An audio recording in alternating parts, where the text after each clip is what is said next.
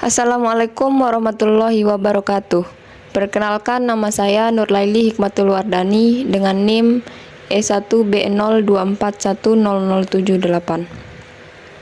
Saya akan menjelaskan video pembelajaran yang berjudul Perkembangan Emosi Anak Usia Remaja. Yang pertama, pengertian. Perkembangan emosi anak usia remaja adalah proses perubahan dan perkembangan emosi yang signifikan yang dialami oleh remaja selama masa remaja. Pada usia ini, remaja mengalami perubahan fisik, sosial, dan kognitif yang cepat dan intens, yang dapat mempengaruhi emosi mereka. Selanjutnya, pengaruh perkembangan emosi anak remaja. Ada beberapa pengaruh perkembangan emosi anak remaja. 1. Perubahan emosi. Remaja mengalami perubahan emosi yang signifikan, termasuk perubahan mood yang cepat dan intens.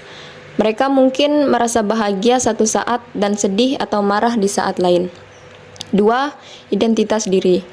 Remaja mencari identitas diri dan mencoba mengekspresikan diri melalui pakaian, musik, film, atau buku. Mereka juga mencontoh perilaku yang mereka lihat berdasarkan rasa penasaran. 3. Hubungan sosial.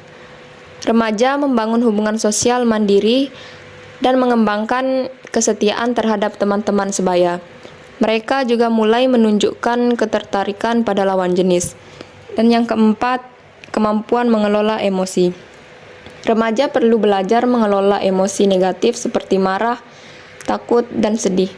Mereka juga perlu mengembangkan toleransi terhadap emosi tidak menyenangkan dan belajar menerima kegembiraan dan kasih sayang. Selanjutnya, ada faktor yang mempengaruhi perkembangan emosi remaja. Yang pertama, peran orang tua. Orang tua memiliki peran penting dalam membantu remaja mengelola emosi dan mengembangkan kemampuan penyesuaian diri. Yang kedua, lingkungan sosial. Lingkungan sosial termasuk teman sebaya dan sekolah dapat mempengaruhi perkembangan emosi remaja. Yang ketiga, kematangan emosi.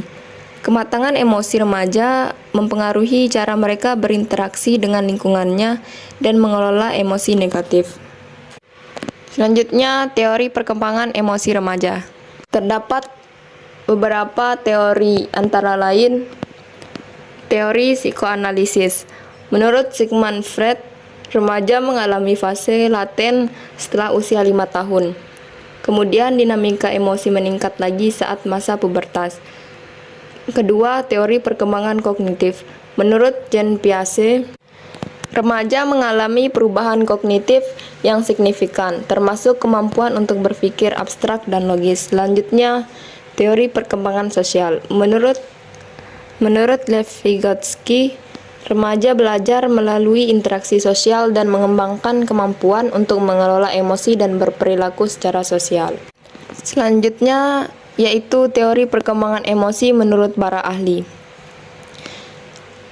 Ada beberapa teori menurut para ahli. Yang pertama, menurut Sigmund Freud.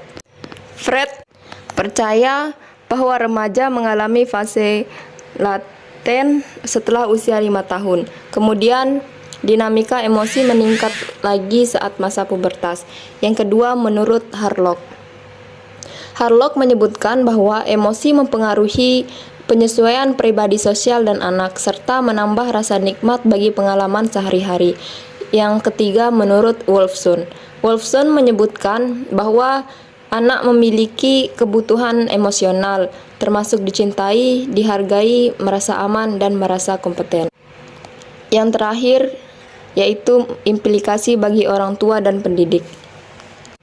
Ada beberapa implikasi bagi orang tua dan pendidik, antara lain, 1.